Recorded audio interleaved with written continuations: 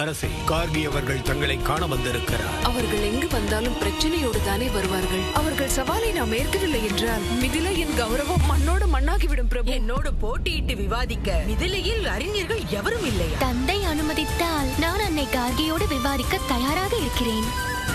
என் வாதத்திற்கு ஈடு கொடுக்க முடியும் என்று முடிவு செய்து விட்டாயா? எதை நாம் எல்லோரும் முக்கியமான காலம் என்று கூறுவோம்? நிகழ்காலம். உலகில் மிகவும் புனிதமானது நெருப்பு. நாம் எதை வீரம் என்போம்? தியாகத்தை. இளவரசி சீதா, இளவரசி சீதா.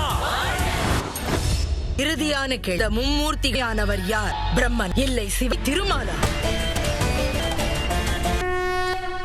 எவரும் மனிதன்.